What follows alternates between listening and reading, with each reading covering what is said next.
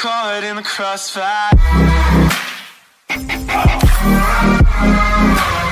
caught in the crossfire. Sleeping Beauty. Once upon a time, in the days when there were fairies, a king and queen reigned in a country far away. Now this king and queen had plenty of money, plenty of fine clothes to wear, plenty of good things to eat and drink, and a coach to ride out in every day. However, although they had been married many years, they had no children. This saddened them very much, as they dearly wanted a child. One day, as the queen was walking by the side of the river at the bottom of the garden, she saw a poor little fish that had thrown itself out of the water and lay gasping and nearly dead on the bank. The queen took pity on the little fish and threw it back again into the river. Before it swam away, it raised its head out of the water and said, "I know what your wish is, and it shall come true. In return for your kindness to me, you will soon have a daughter." King and queen smiling at new baby girl. Background: the queen is putting fish into water. What the little fish had said soon happened, and the queen had a little girl, so very beautiful, that the king could not stop looking at her. He was so happy. He said he would throw a great party and show the child to all the land, so he asked his kinsmen, nobles, friends, and neighbors. But the queen said, "I will have the fairies also, that they might be kind and good to our little daughter." Now there were 13 fairies in the kingdom, but as the king and queen had only 12 golden dishes for them to eat out of, they were forced to leave one of the fairies without asking her.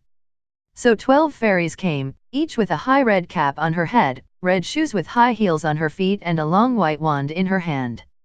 After the feast was over, they gathered round in a ring and gave all their best gifts to the little princess.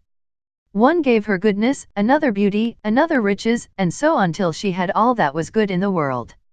Just as 11 of them had done blessing her, a great noise was heard in the courtyard, and word was brought that the 13th fairy had come, with a black cap on her head, black shoes on her feet, and a broomstick in her hand.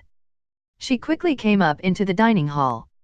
Now, as she had not been asked to the feast, she was very angry, scolded the king and queen very much, and set to work to take her revenge.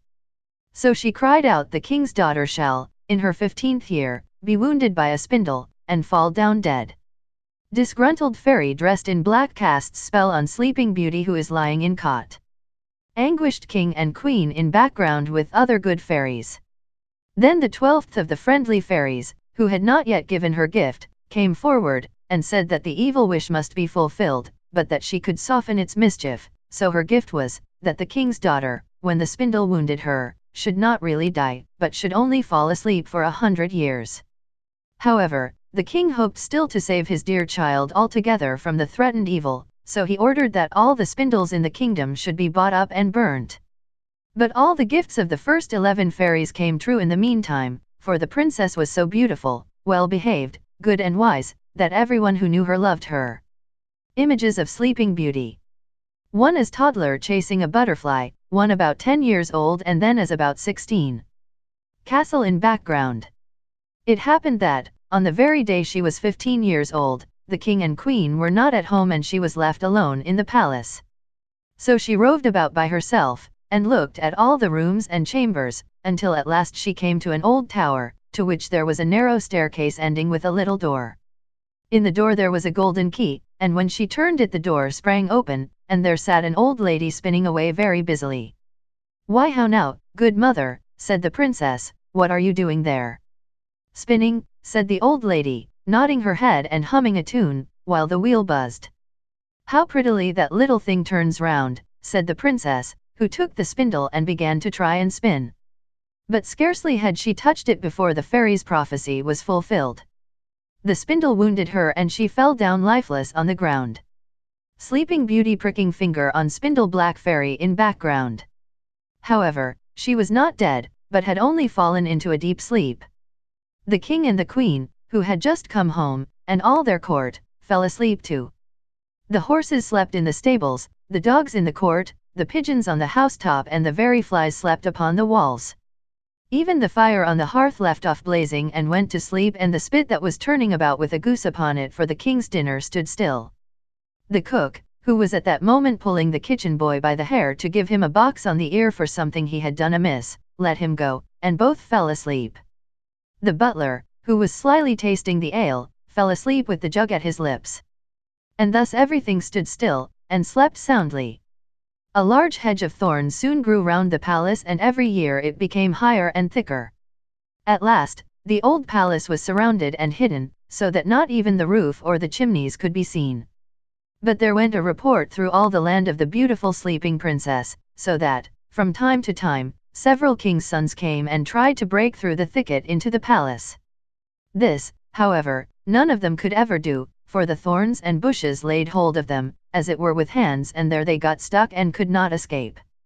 After many, many years there came a king's son into that land, and an old man told him the story of the thicket of thorns, how a beautiful palace stood behind it, and how a wonderful princess lay in it asleep, with all her court.